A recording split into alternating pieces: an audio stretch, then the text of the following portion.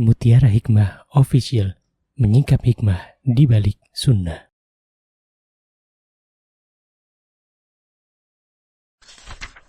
Salurkan donasi terbaik Anda untuk mendukung dakwah Mutiara Hikmah Official. Mari siapkan bekal akhirat kita. Jangan lewatkan kesempatan emas ini. Ayo kita berkontribusi dalam program pembangunan Masjid Mutiara Hikmah yang dibina langsung oleh Ustadz Hanan Yasir MA dan Ustazah Imro'atul Azizah.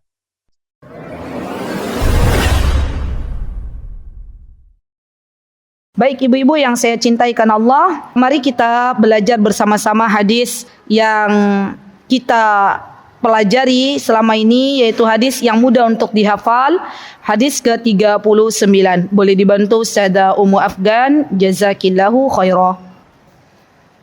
عن أبي هريرة رضي الله عنه أن رسول الله صلى الله عليه وسلم قال كل المسلم على المسلم حرام دمه وماله وعرضه رواه مسلم. Dari Abu Hurairah radhiyallahu anhu bahwa Rasulullah sallallahu alaihi wasallam bersabda, setiap muslim atas muslim yang lainnya adalah haram diganggu darah, harta, dan kehormatannya.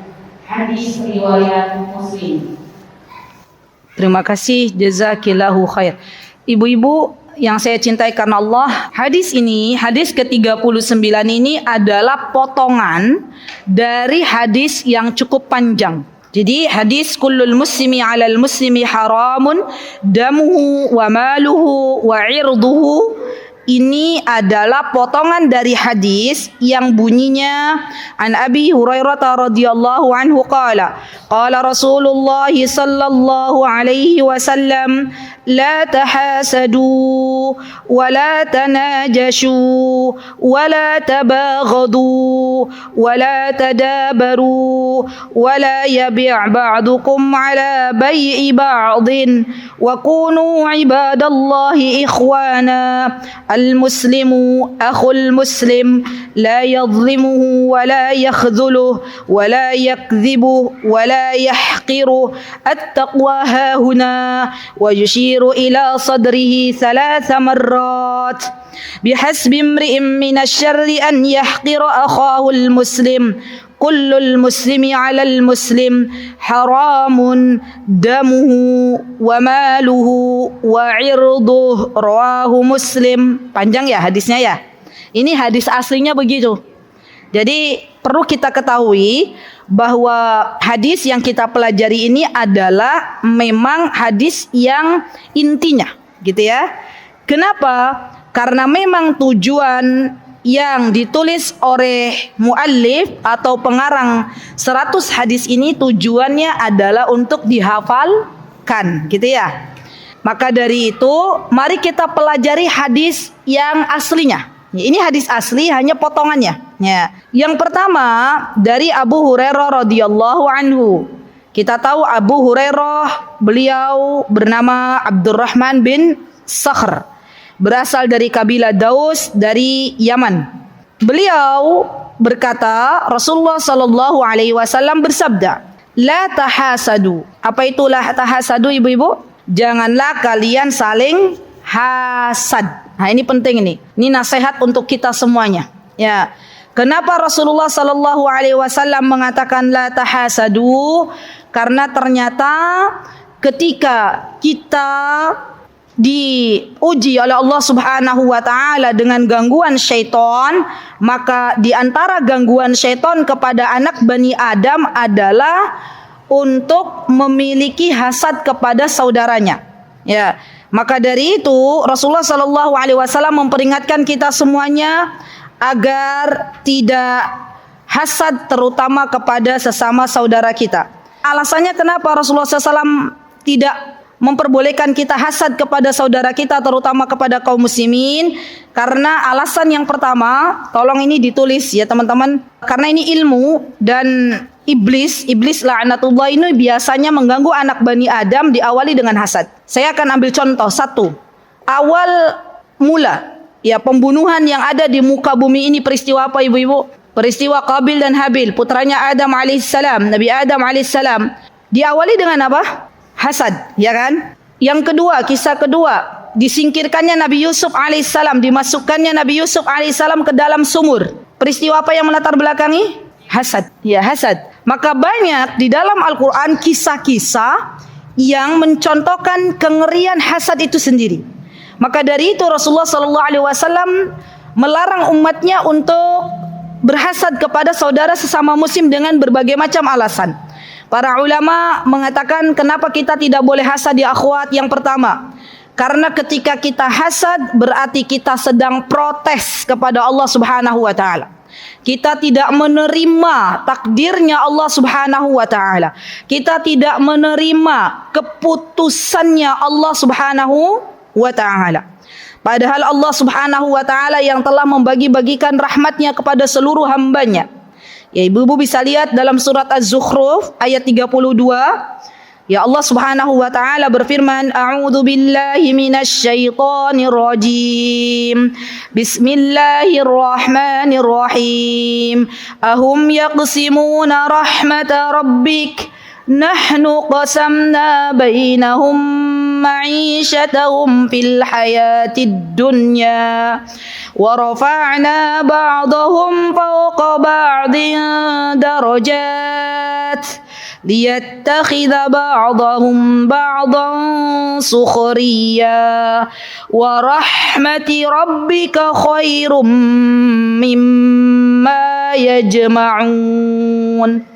Dalam surat Az-Zukhruf ya akhwat ayat 32 ini kita bisa belajar bahwa sesungguhnya haknya Allah Azza wa Jal, Allah Rabb kita semuanya telah membagikan rahmatnya kepada setiap hamba-hambanya, dan Allah yang telah meninggikan sebagian derajat hamba-hambanya. Ya, untuk apa? Agar mereka bisa menggunakan rahmat yang Allah Azza wa Jalla turunkan ini kepada mereka. Ya, jadi tidak boleh kita hasad. Kenapa? Karena Allah yang telah membagi-bagikan rahmatnya, bukan kita manusia. Dan kenapa Allah meninggikan sebagian derajat manusia di atas yang lainnya? Karena itu ada hikmahnya di dalamnya. Ya. Maka dari itu rahmatnya Allah subhanallah itu begitu banyak kepada kita. Apa di antara rahmatnya Allah ibu-ibu yang kadang kita kurang mensyukurinya? Bentuknya apa? Kasih sayangnya Allah, hidayah, petunjuk. Allah yang telah mengantarkan kita ke majlis ilmu ini. Artinya Allah sedang membagi-bagikan rahmatnya kepada ibu-ibu yang datang ke majlis ilmu ini. Allah meninggikan derajat ibu-ibu di atas yang lain. Ya, orang-orang yang berilmu itu adalah orang-orang yang ditinggikan derajatnya oleh Allah Subhanahu wa taala. Apakah semua hamba Allah ditinggikan derajatnya? Tidak. Apakah semua hamba Allah pada hari ini, pada hari Selasa, ya, tanggal 6 Zulqa'dah atau 6 Mei 2025, apakah semuanya Allah Azza wa Jalla bagikan rahmatnya untuk duduk di majlis ilmu ibu-ibu? Tidak. Ada yang sedang duduk di pasar, ada yang sedang duduk di kantor, ada yang sedang duduk di kafe, masih nongkrong, baru bangun tidur, masih ngopi-ngopi gitu kan ya. Nah, hanya Allah yang berhak membagi-bagikan rahmatnya. Jadi di antara rahmat Allah itu adalah hidayah, petunjuk. Bagaimana caranya? Allah mengantarkan seseorang duduk di majlis ilmu. Ini adalah rahmat, ya. Kemudian di antara rahmat Allah Azza wa Jalla kepada makhluknya, di antaranya adalah Allah Azza wa Jalla memberikan kepada makhluknya kekayaan, ya. Dan yang paling baik adalah kekayaan hati. Ya, kekayaan itu ada dua, ada kekayaan harta, ada kekayaan hati. Kekayaan harta belum tentu mengantarkan seseorang ke dalam syurganya, tapi kekayaan hati cukup atas apa yang Allah Azza wa Jalla berikan, merasa cukup atas apa yang Allah berikan, itu namanya kekayaan hati. Maka kekayaan hati inilah yang akan mengantarkan seseorang ke dalam syurganya. Dan ini bentuk rahmat Allah Subhanahu wa taala. Dan ini Masya Allah ya teman-teman, jangan menyangka Allah itu tidak sayang kepada hambanya kalau Allah tidak kasih harta. Bisa jadi yang Allah berikan harta pas-pasan itulah yang Allah tinggikan derajatnya. Karena sifatnya dunia, nih sifatnya dunia yang halalnya itu dihisab. Ya, sifatnya dunia, harta dunia itu yang halalnya saja dihisab. yang haramnya diazab. Ya. Jadi kita tidak perlu kita hasad kepada orang yang diberikan kekayaan oleh Allah Subhanahu wa taala. Karena belum tentu orang yang diberikan kekayaan bisa selamat dari api neraka. Ya. Justru kekayaan yang sejati adalah kekayaan yang bisa mengantarkan seseorang ke dalam surganya Allah. Ya, bukan kekayaan yang justru menjauhkan dari surganya Allah Subhanahu wa taala. Dan termasuk di antara rahmatnya Allah adalah anak-anak yang salih dan salihah. Yaitu anak-anak. Itu adalah rahmat dari Allah. Maka dari itu setiap orang diberikan oleh Allah Subhanahu wa taala ya bagian anak di masing-masing. Maksudnya tidak perlu kita berhasad kepada orang lain. Oh, orang lain diberikan anak 5, kenapa kita 1? Oh, kenapa orang lain diberikan 1 lusin, saya nggak diberikan anak? Itu semuanya rahmat dari Allah Subhanahu wa taala. Ya. Dan Allah Subhanahu wa taala memberikan rahmatnya, di antaranya adalah kecerdasan. Ya, setiap orang cerdas itu ada 2 ya ibu-ibu. Masih ingat enggak? Kayaknya saya sudah pernah di mana ya? Saya di sini di Masjid Muti ini. Kecerdasan itu ada 2. Ada kecerdasan yang memang itu adalah pemberian dari Allah. Contoh, ibu-ibu dulu punya teman nggak pernah belajar, tapi kalau pas ujian nilainya bagus. Pernah nggak ketemu teman begitu? Hah? Jangan-jangan termasuk ibu-ibu? Ya, itu namanya kecerdasan, hibah minallah. Ya, kecerdasan yang Allah berikan kepada orang tersebut. Ada yang mungkin ya Allah kasih kecerdasan tapi dia harus belajar, harus berusaha. Ya. Kata Bu Suatu, Ustazah saya habis 1 toples apa Bu? Kismis ya. Kata Ustazah suruh makan 1 kismis biar hafalannya bagus. Saya sudah habis 1 toples apa 1 kilo Bu? Hah? 1 toples ya. Tapi kok hafalannya nggak bagus-bagus. Berarti minta sama Allah, ya Allah, doanya dikencengin lagi. Ya Allah, kuatkanlah hafalanku.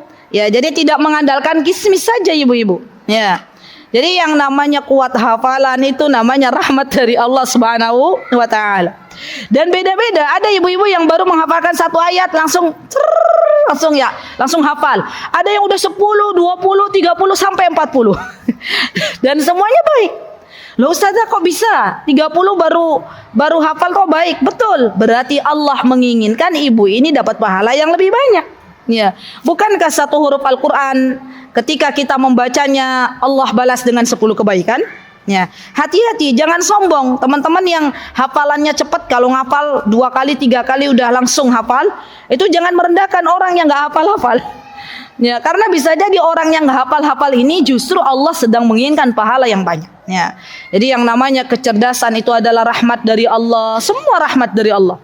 Ya, dan subhanallah. Di antara kenapa kita tidak boleh hasad ibu-ibu, karena ternyata hasad itu subhanallah bisa mengantarkan kepada dosa. Ya, jadi alasan yang kedua kenapa kita tidak boleh hasad, karena hasad itu bisa mengantarkan kepada dosa. Ya, Rasulullah SAW bersabda, iyyakum wal hasad, fa innal hasada ya'kulul hasanat, kama ta'kulun narul hatab. Kata Rasulullah, berhati-hatilah kalian terhadap hasad. Karena sesungguhnya hasad itu memakan kebaikan-kebaikan sebagaimana api memakan kayu. Dan itu adalah bagian dari dosa besar. Ya, hasad itu bagian dari dosa besar. Maka dari itu, orang yang sukanya hasad, ya hati-hati.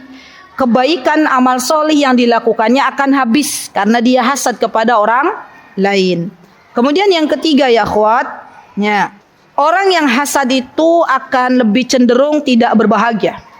Ya, kenapa alasannya kita tidak boleh hasad? Karena orang yang hasad itu biasanya hidupnya nggak bahagia. Biasanya hidupnya itu sempit, sengsara. Karena dia tidak mau melihat orang lain berbahagia. Ya, seharusnya bagaimana? Seharusnya kalau kita lihat orang-orang beriman berbahagia, kita turut berbahagia. Ya, ada tetangga kita baru beli kendaraan roda 4. Maka seharusnya kita sebagai muslim mendoakan, ya, alhamdulillah derek bingah gijeng, ya Allah telah memberikan kepada panjenengan mobil roda 4, semoga Allah memberikan keberkahan di dalamnya. Gitu nggak sih Bu? Atau justru kalau tetangganya beli sesuatu, kita tetangganya malah ngerumpiin, malah gosipin, gitu nggak? Apa? Malah meriang katanya. Ya Allah. Ha, itu ngeri tuh. Ya. Dadanya mulai sempit, ya. Belum lagi tetangganya setelah beli mobil masuk elektronik baru, tambah panas. Ya.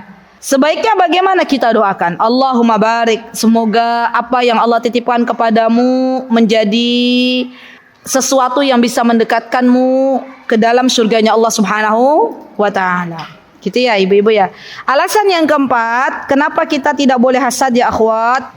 Karena ternyata subhanallah hasad itu adalah akhlaknya iblis.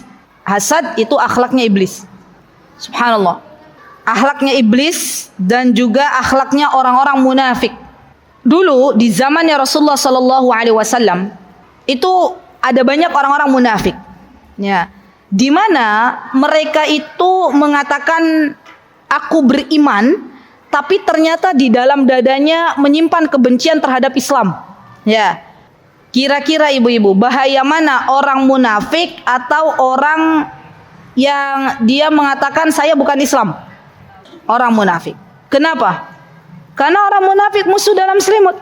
Ya, Umar bin Khattab radhiyallahu anhu ditikam. Ya, oleh siapa ditikamnya? Oleh orang-orang munafik. Ya, dan orang munafik ini tempatnya nanti fiddarkil asfali minan nar. Dan tempatnya orang munafik ada di dasarnya api neraka. Karena orang munafik ini ngeri, Bu. Di depan kita dia mengaku dirinya menjadi Islam, tapi ternyata di belakang menikam dari belakang. Ya, tapi ternyata di belakang menyimpan kebencian terhadap Islam itu sendiri. Dan kita berdoa kepada Allah Subhanahu wa taala agar kita dijauhkan dari sifat-sifat munafik. Apa doanya ibu-ibu? Sudah diamalkan apa dereng nggih? Sepertinya saya sudah pernah memberikan. Allahumma habbib ilainal iman wa zayyinhu fi qulubina wa karrih ilainal kufra wal fusuqa wal isyan waj'alna minar rasyidin. Atau Allahumma inna na'udzubika minan nifaq. Itu juga boleh. Allahumma inna na'udzubika minan nifaq. Ya Allah, aku berlindung kepadamu dari sifat orang-orang munafik. Ya. Kenapa? Karena orang-orang munafik itu adalah orang-orang yang ia senantiasa menjadi kompor orang-orang untuk membenci kaum muslimin. Ya, dan ini hati-hati. Yang kelima, terakhir adalah bahwa kenapa kita tidak boleh hasad? Karena ternyata orang yang hasad itu sejatinya sedang mendolimi dirinya sendiri.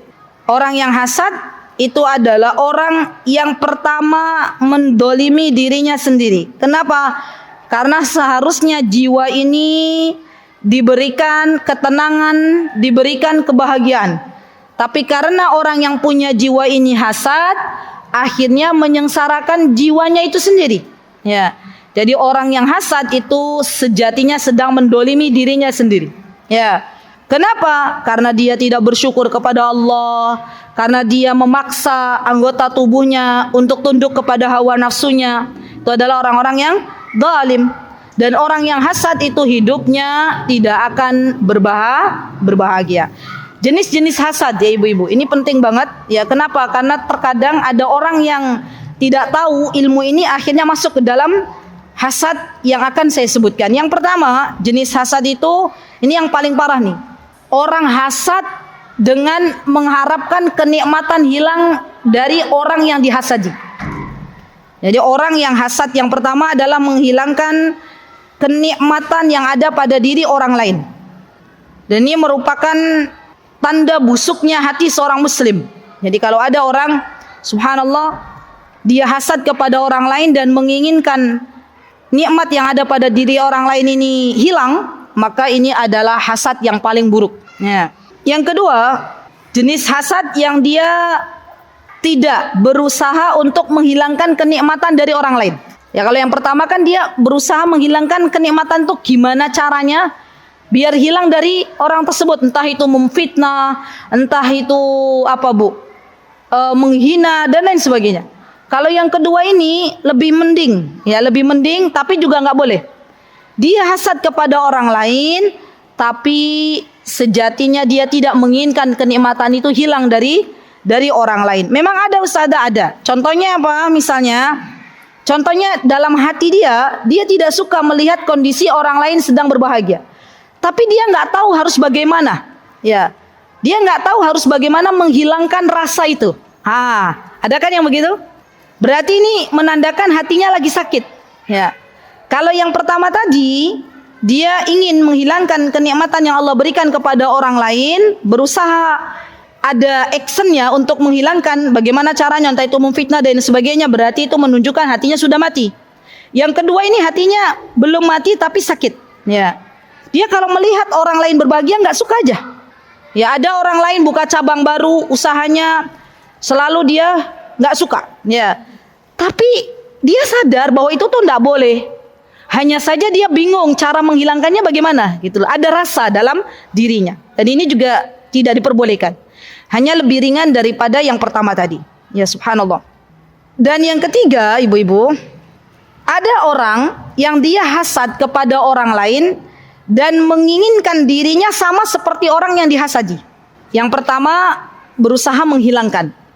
Yang kedua, dia hasad tapi dia tidak berusaha menghilangkan kenikmatan tersebut. Hanya saja dia nggak tahu rasanya bagaimana, pengen hilang rasa itu tuh belum tahu. Yang ketiga, dia pengen menyamai.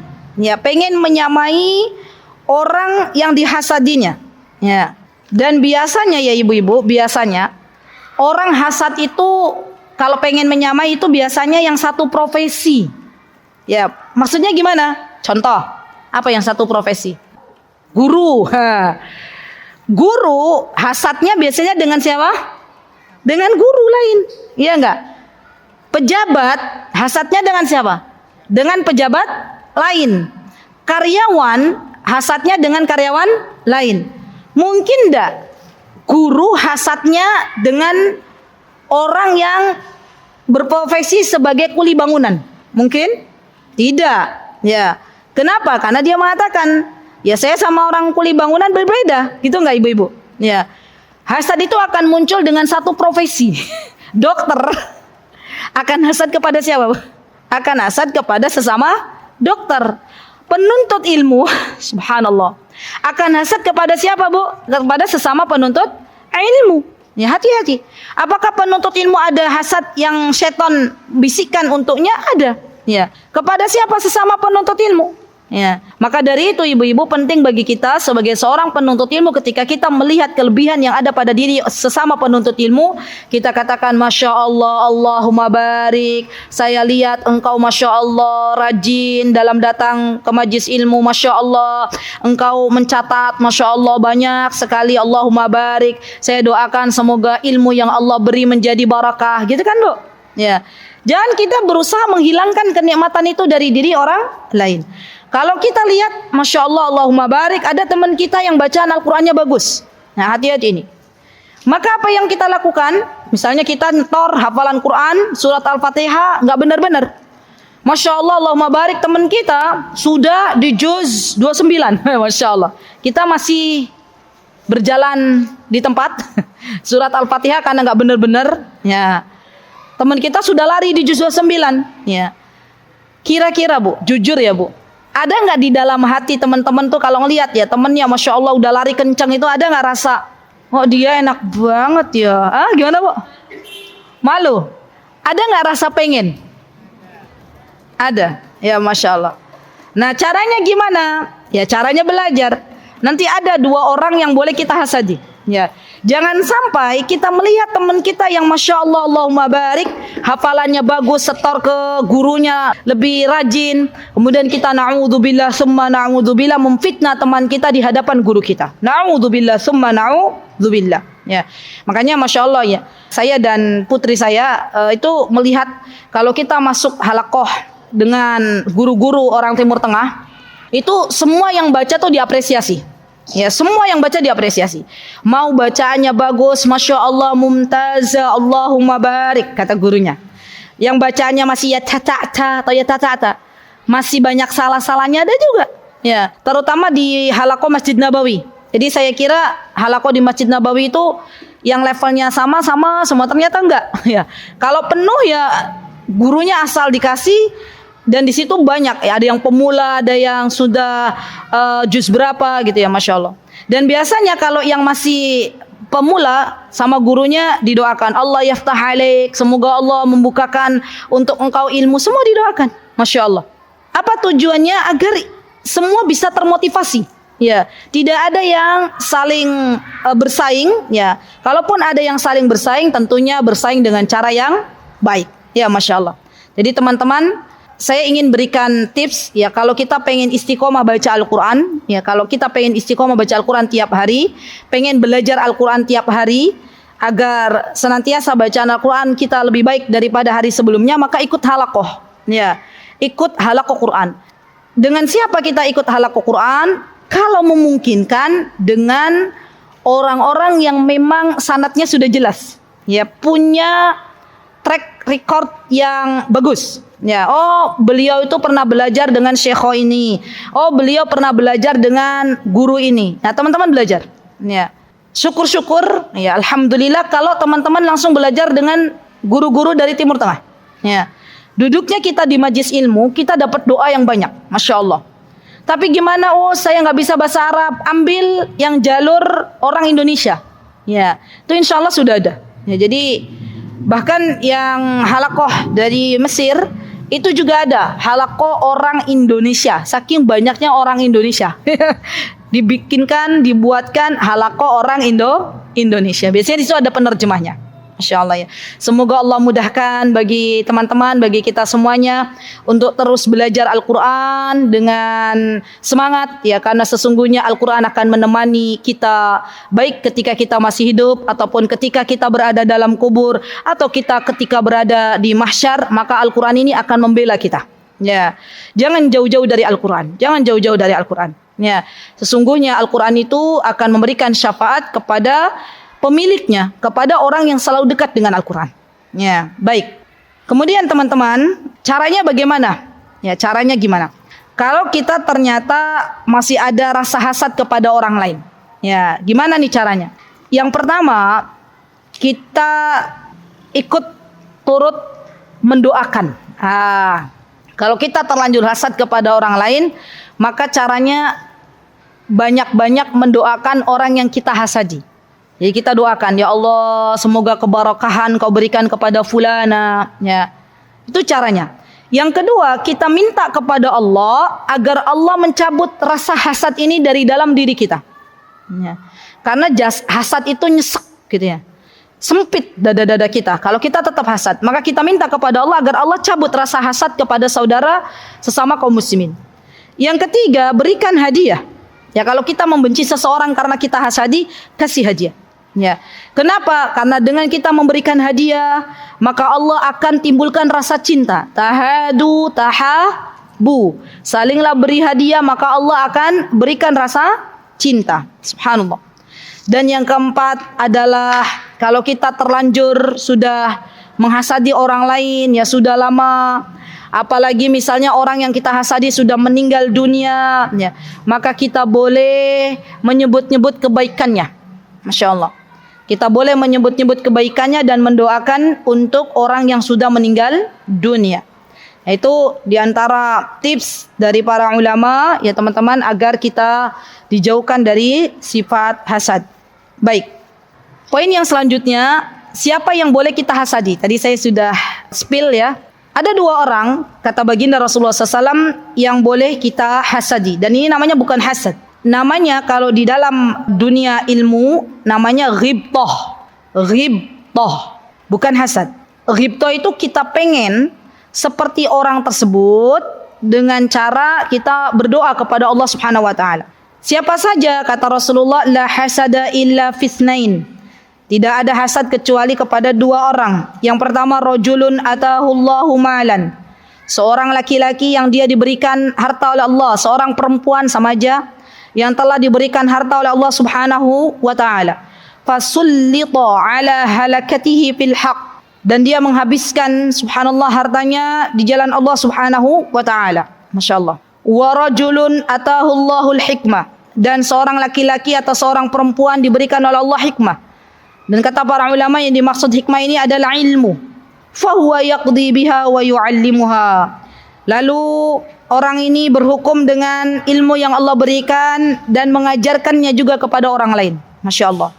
Jadi kita boleh, misalnya ada orang kok Masya Allah bijak dalam bertutur kata, dalam mengambil keputusan. Kemudian kita pengen, ya Allah, jadikan saya seperti Syekh Fulan. Ya Allah, jadikan saya seperti Syekhah Fulana. Ya Allah, jadikan saya seperti Ustadz Fulan. Ya Allah, jadikan saya seperti Ustadzah Fulan atau lebih baik dari itu. Nah, kita boleh. Ya, kenapa? Karena orang-orang itu adalah orang-orang yang telah diberikan karunia dari Allah Subhanahu wa taala dan menghabiskan karunia yang Allah berikan dengan cara yang benar. Ya. Jadi misalnya ibu-ibu lihat ada orang kaya, Masya Allah diberikan kelebihan harta oleh Allah, setiap hari tuh berinfak. Masya Allah ada tuh orang model begitu. Jadi biasanya orang-orang yang begitu tuh Masya Allah nggak habis-habis hartanya. Ya, saya pernah juga berjumpa dengan orang yang begitu. Ya. Apakah tambah miskin? Ternyata enggak juga. Ya. Sampai beliau tuh pernah bilang ke saya begini. Beliau bilang ke saya gini. Saya tuh dulu pernah berdoa begini, Ustazah. Doa gimana? Ya Allah, jadikan saya itu lelah dalam membagi-bagikan harta yang Kau titipkan kepada saya. Terus saya bilang, datang enggak kelelahan? Enggak, malah tambah seneng katanya. Jadi beliau berdoa sama Allah, ya Allah jadikan saya itu lelahnya saya itu membagi-bagikan harta titipan yang Engkau titipkan kepada hamba. Ya. Jadi Masya Allah saya tahu beliau itu sibuk. Ya, kalau ada orang yang sakit beliau sibuk menengok. Kalau ada orang yang macam-macam beliau kesana kemari dalam rangka membagi-bagikan harta yang Allah titipkan kepada beliau. Ya Masya Allah. Sibuk. Sibuknya apa teman-teman? Membagi-bagikan harta titipan yang Allah titipkan. Apakah doa beliau diijabah? Beliau lelah jasadnya tapi bahagia hatinya. Ya Masya Allah. Dan apakah habis uangnya? Ternyata enggak. Ya. Tambah bahagia beliau. Masya Allah. Semoga Allah memberikan keberkahan untuk harta dan keturunan beliau. Amin. Allahumma amin. Baik. Apakah kita boleh pengen jadi seperti beliau? Boleh. Ya. Dan itu bukan dinamakan dengan hasad. Bahkan kalau kita teman-teman ya yang saat ini mungkin belum diberikan titipan oleh Allah sama seperti beliau yang hobinya suka bagi-bagikan harta, kemudian kita berdoa kepada Allah, ya Allah, kalau Engkau titipkan harta sebagaimana Engkau titipkan kepada beliau kepada saya, maka saya juga pengen sibuk setiap hari bagi-bagi duit. Ya, padahal teman-teman belum melakukan itu, Allah catat kebaikan. Masya Allah, itu Allah tuh zat yang maha baik. Belum kita melakukan, tapi Allah sudah catat kebaikan. Dengan apa? Dengan niat yang tulus dari dalam hati kita. Masya Allah. Teman-teman lihat orang berilmu, Masya Allah. Hobinya orang berilmu itu apa sih teman-teman? Hobinya orang berilmu itu apa? Belajar, ngajar. Sibuk. Dari satu tempat ke tempat berikutnya. Terus kita ada keinginan berdoa kepada Allah, ya Allah, kalau Engkau berikan ilmu itu kepada hamba sebagaimana Engkau berikan ilmu kepada Syekh Fulan, Syekhah Fulana, berangkat ke sana kemari, ya Allah, hamba pengen, ya Allah. Ya. Tapi ternyata belum dilaksanakan, ya belum dilakukan, Allah catat sebagai kebaikan. Masya Allah. Jadi yuk mulai hari ini, kalau kita melihat kenikmatan yang ada pada diri orang lain, justru kita berbahagia. Dan jangan lupa berdoa, teman-teman. Karena disitulah waktu mustajabnya doa. Kalau teman-teman kita lihat kenikmatan yang Allah berikan kepada orang lain, kemudian kita berdoa, ya Allah berikanlah apa yang Engkau berikan kepada orang tersebut kepada hamba, maka disitulah Allah ijabah doa kita. Terus saja. Dan ini jarang orang-orang tahu ini. Ya, taunya kita saat mustajab berdoa itu bainal adzan wal iqamah, antara adzan dan iqamah. Coba deh kalau kita lihat kenikmatan yang Allah berikan kepada orang lain, kemudian kita doakan kebaikan untuknya dan kita berdoa minta sama Allah kenikmatan yang Allah beri terhadap orang tersebut, maka disitulah waktu mustajabnya doa. Ya, jadi Masya Allah ya, Allah tuh zat yang maha baik. Dan kadang karena godaan iblis itu terlalu besar, sampai kita tuh lupa, padahal itu caranya Allah mengijabah doa kita. Ya, kita diperlihatkan oleh Allah, oh Masya Allah ada orang yang Masya Allah gitu. Justru itulah waktu untuk kita berdoa, tapi kita lupa karena gelapnya hati kita. Ya, nastaghfirullahi wa natubu ilaih. Kita memohon ampun kepada Allah Subhanahu wa taala. Baik. Yang kedua teman-teman, wala tanajashu. Apa itu wala tanajashu? Janganlah kalian saling najas. Najas itu adalah ngompor-ngomporin. Nah, gampangannya gitulah. Atau bisa dikatakan najas itu di sini disebutkan, najas itu biasanya kalau dalam bab muamalah, dalam bab jual beli itu ngompor-ngomporin orang biar bisa beli kepada penjual lain padahal dia nggak membeli. Jadi pura-pura jadi saingan. Nah itu najas. Nah itu dalam bab jual beli seperti itu. Nah itu nggak boleh juga. Jadi seakan-akan dia itu saingannya orang yang membeli. Ada orang mau jual tanah 100 juta. Terus dia nawar, oh saya mau beli ya 100 juta. Tapi yang lain bilang saya mau beli 70 juta. Oke, saya mau beli 90 juta. Padahal dia pura-pura. Biar orang yang mau beli tanahnya dia beli dengan harga yang tinggi. Maka ini nggak boleh dalam Islam. Ya, berpura-pura menjadi saingan orang yang membeli padahal dia tidak membeli. Ya. Kemudian yang selanjutnya wala tabaghadu. Tabaghadu itu kita dilarang untuk saling membenci ya akhwat. Ya, kenapa? Karena kita sebenarnya adalah ikhwah, adalah saudara. Ya, muslim itu semuanya bersaudara. Jadi di dalam hadis Rasulullah SAW banyak menyebutkan, subhanallah ya, ini menjadi PR untuk kita semuanya. Kata Rasulullah SAW, innal mu'minu lil mu'mini kal bunyani yashuddu ba'duhu ba'da. Kata Rasulullah, sesungguhnya perumpamaan orang-orang yang beriman itu adalah seperti bangunan yang menguatkan sebagian yang lainnya. Subhanallah. Jadi kita semua ya akhwat yang sedang hadir, baik yang kajian online maupun yang offline, sesungguhnya kita semua bersaudara. Tidak ada perbedaan di antara kita kecuali takwa di hadapan Allah Subhanahu wa taala. Tidak ada perbedaan di antara kita, ya baik itu perbedaan jabatan, ras, suku dan sebagainya, kecuali kita semuanya bersaudara. Ya subhanallah. Bahkan Rasulullah mengatakan masalul mu'mini fi tawaduhim wa tarahimihim masalul jasad idza ishtaka minhu 'addun tada'a lahu sa'irul jasadi bis-sahri. Kata Rasulullah, kalau ada seorang muslim itu sakit, maka dia turut merasakannya. Ya kayak tadi kita melihat ada saudara kita yang dia berada dalam penderitaan, ya misalnya saudara-saudara kita di Palestina sana, maka hati kita itu seperti tersayat-sayat. Ya, melihat anak kecil tidak makan berhari-hari, ya. Itu diantara cara melembutkan hati ya akhwat. Kalau kita pengen dilembutkan hatinya oleh Allah, kita lihat orang-orang yang seperti itu, maka kita akan lebih bersyukur. Ya, kalau kita ajak anak kita menonton, ya anak-anak Palestina, kita turut mendoakan, kita turut serta mengajarkan kepada anak kita, nak, ya uangnya, ya kalau ada uang yang Allah berikan, maka dibagi dua, ya untukmu dan untuk donasi Palestina misalnya. Kenapa? Karena sesungguhnya orang-orang yang saat ini berada di Palestina, berada di Gaza, itu semuanya adalah bagian dari saudara kita. Kalau kita belum bisa membantu dengan harta, maka minimal kita bantu dengan doa. Ya, Masya Allah. Baik. Wa kunu ibadallahi ikhwana. Masya Allah ya. Dan jadilah kalian orang-orang yang saling bersaudara. Al-muslimu akhul muslim. Nah ini penting nih. Seorang muslim itu adalah saudara bagi muslim lainnya. Kata Rasulullah, la yadlimu. Janganlah kalian saling mendolimi. Subhanallah. Dan ini panjang pembahasannya. Intinya kita nggak boleh saling mendolimi. Dan orang yang dolim kepada orang lain akan dimintai pertanggungjawaban oleh Allah Subhanahu wa taala di akhirat nanti.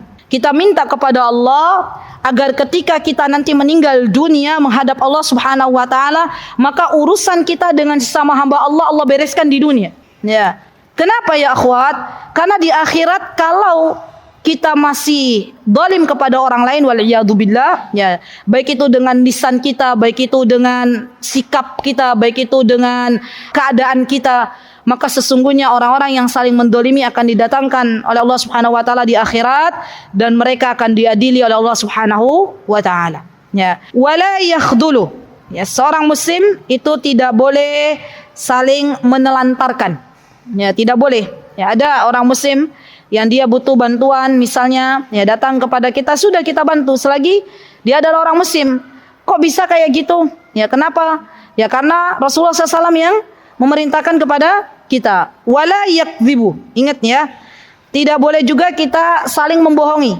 Nah, termasuk dalam bab muamalah, dalam bab berjual beli, ada ibu-ibu jualan minuman atau jualan makanan yang di situ ada gulanya. Di situ bilangnya gula murni, tapi ternyata dicampur dengan biang gula. Ah, itu namanya menipu. Itu namanya membohongi saudara kita, dan ini nggak boleh. Ya.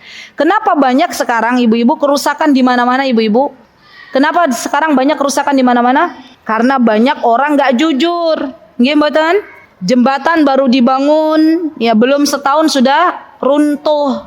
Perumahan dibangun, belum setahun sudah rusak. Ya. Apa penyebabnya? Karena mereka tidak melihat bahwa sesungguhnya Allah Azza wa Jalla tidak menyukai orang-orang yang menipu, orang-orang yang berdusta. Subhanallah. Makanya kejujuran itu harganya sangat mahal. Ya. Wala yahkiru. Ini nih, penting nih. Sesama muslim tidak boleh merendahkan. Hati-hati kalau kita merendahkan orang lain karena profesi yang berbeda. Ya. Kita melihat orang lain profesinya lebih rendah dari kita, kemudian kita merendahkannya, kemudian kita menghinanya dengan lisan. Hati-hati. Ya. Kenapa? Karena ketika orang yang kita hina itu berdoa kepada Allah, maka doanya mustajab. Jangan sampai lisan kita, ya akhwat, wallahi jangan sampai, semoga Allah menjauhkan kita dari lisan-lisan yang jelek. Ya. Kita lihat ada orang, ya bapak-bapak misalnya, ya dia menjual sesuatu yang dia menghidupi anak istrinya. Kemudian kita hina bapak tersebut karena berjualan sesuatu yang remeh-temeh. Ya. Dan ketika kita tidak membeli tapi justru menghina, justru itulah keadaan di mana Allah sebenarnya ingin mengangkat derajatnya bapak tersebut dan merendahkan kita di hadapan manusia. Ya, jadi hati-hati, zaman sekarang itu mudah sekali, subhanallah. Ya. Ketika kita berada di sosial media, jari jemari kita itu sangat mudah untuk menuliskan sesuatu.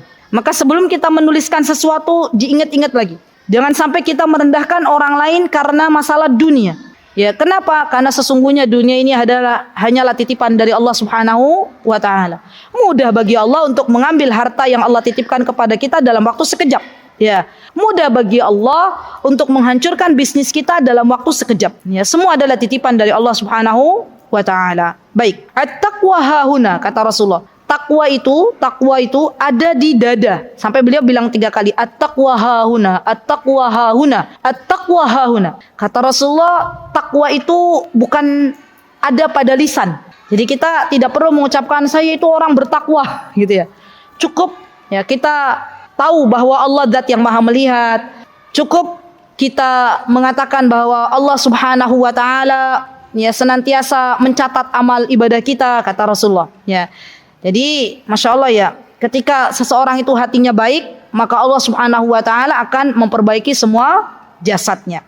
Bihasbi imri'in minasyarri an yahqira akhahul muslim. Ini juga menjadi catatan ibu-ibu. Kata Rasulullah, cukuplah seseorang dikatakan buruk jika ia merendahkan saudaranya yang muslim. Subhanallah. Hati-hati ya ibu-ibu. Bisa jadi nih ya, status sosial kita itu berbeda, tapi ternyata ibadahnya Masya Allah lebih dekat ya orang-orang yang statusnya di bawah kita. Ya. Saya pernah bertemu dengan salah satu ART yang ini wala yuzakki 'alallahi ahada. Ya, saya tidak membuat-buat pernyataan ini dan saya tidak mensucikan kecuali apa yang Allah Azza wa Jalla telah berikan kepadanya. ART ini ibu-ibu, statusnya ART.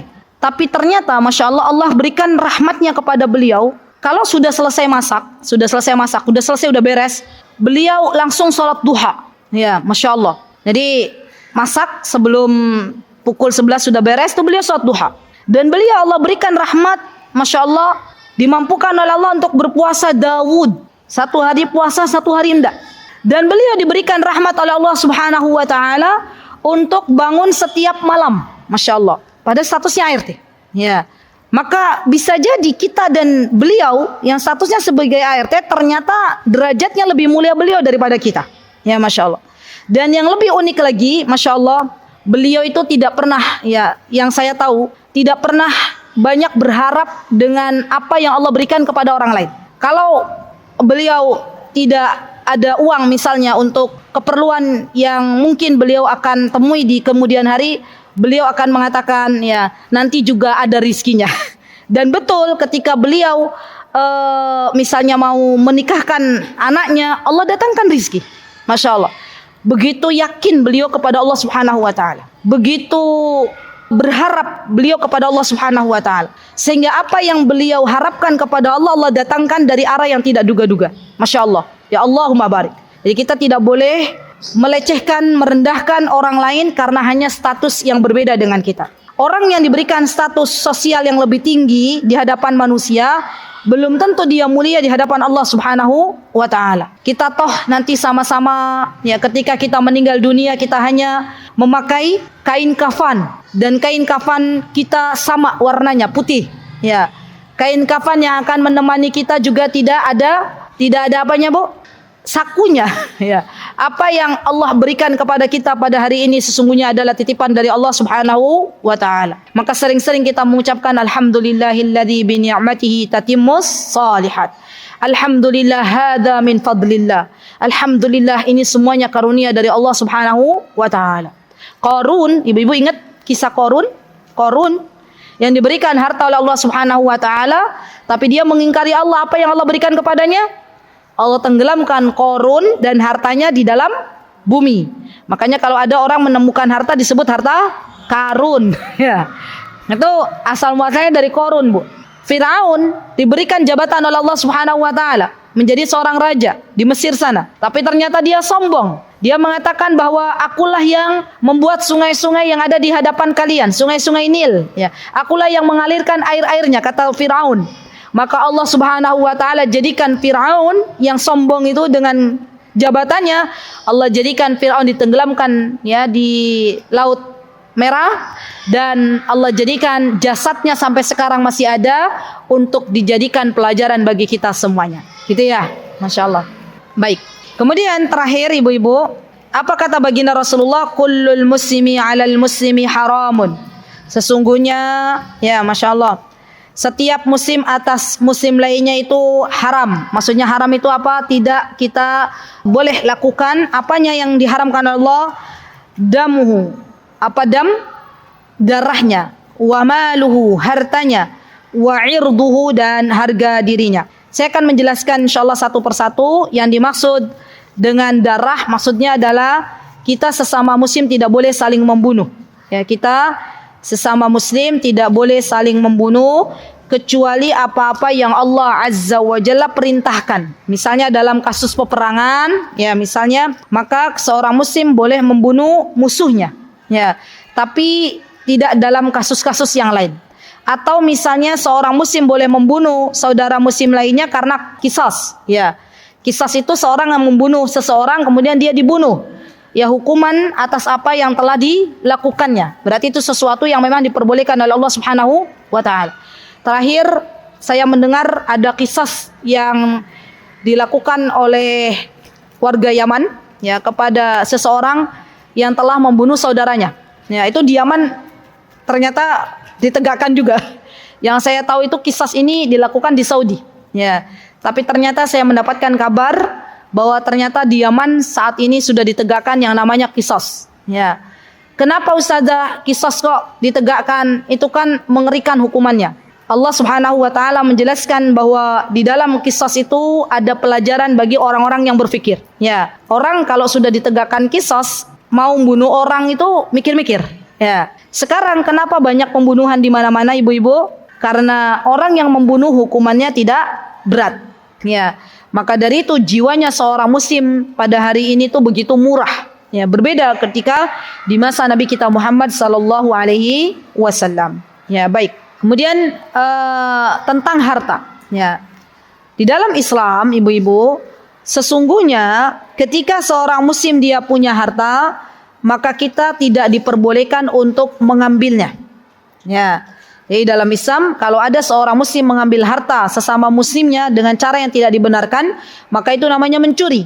Dan di dalam Islam ada hukumannya. Orang yang mencuri dengan batas yang sudah ditentukan di dalam agama kita, ya, jadi bukan semuanya dipotong tangan. Ya, memang ada batasnya. Maka ketika batas itu sudah sampai kepadanya, ditegakkan yang namanya hukum potong tangan. Ya, kenapa? Karena dia telah mengambil hak saudaranya. Ya, termasuk diantaranya merampok, merampas, itu semuanya adalah bagian dari mengambil harta saudara kita.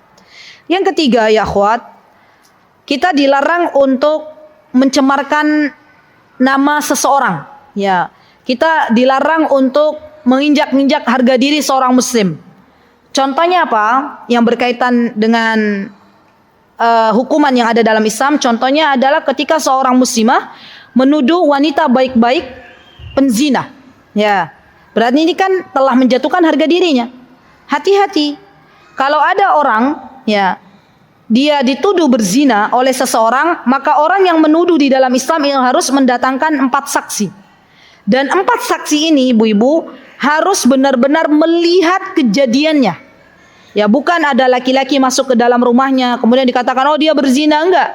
Dia harus lihat laki-laki itu telah menggauli dengan hubungan biologis kepada siapa? Kepada orang itu, kepada perempuan itu. Bukan kila wakal. Ya.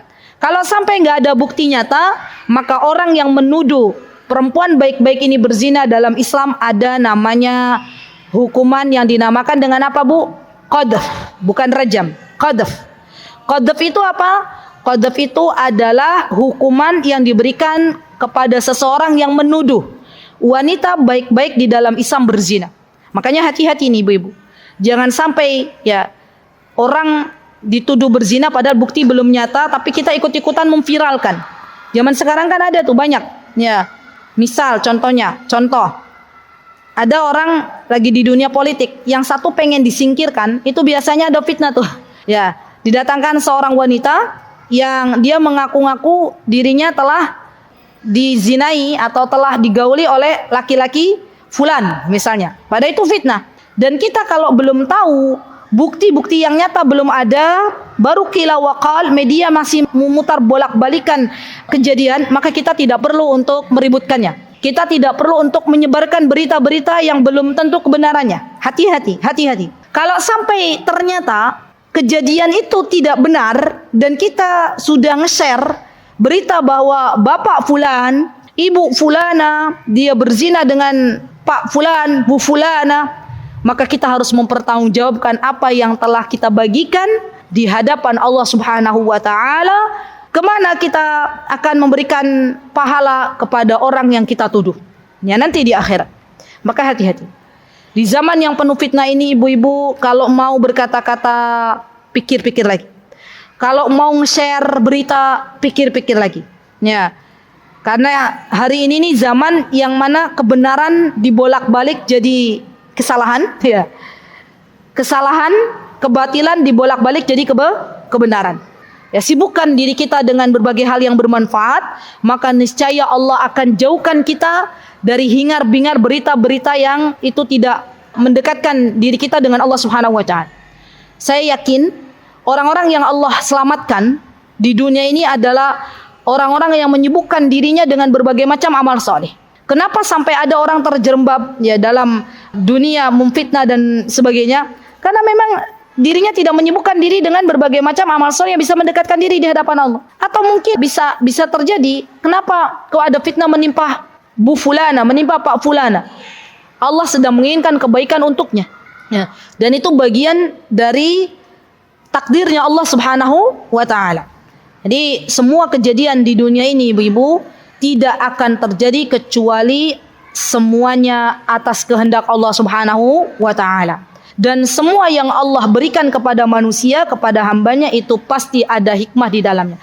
Tinggal bagaimana kita menyikapinya, apakah kita termasuk orang-orang yang menerima semua keputusan Allah, atau justru kita tidak menerima apa yang Allah putuskan untuk kita semuanya. Saya ajak diri saya dan ibu-ibu semuanya, mari kita sibukkan hari-hari ini dengan berbagai macam amal saleh. Mari kita mendekat dengan majlis ilmu, mendekat dengan orang-orang saleh. Karena sesungguhnya pertemanan itu ya akan memberikan dampak yang sangat luar biasa terhadap keselamatan agama kita. Hati-hati dalam berteman, baik dalam sosial media ataupun dalam dunia nyata, karena sesungguhnya Rasulullah SAW mewanti-wanti kita untuk memilih teman, untuk memilih komunitas. Minta kepada Allah Subhanahu wa taala agar senantiasa didekatkan dengan orang-orang baik dan dijauhkan dari orang-orang yang tidak baik. Semoga Allah Subhanahu wa taala menjaga agama kita. Semoga Allah Subhanahu wa taala memberikan keistiqomahan untuk kita. Semoga Allah Subhanahu wa taala menerima segenap amal ibadah kita. Rabbana taqabbal minna innaka antas samiul alim wa tub alaina innaka antat tawwabur rahim. Wa akhiru da'wana anil hamdulillahi rabbil alamin. Wassalamu alaikum warahmatullahi wabarakatuh. Mutiara Hikmah Official, menyingkap hikmah di balik sunnah.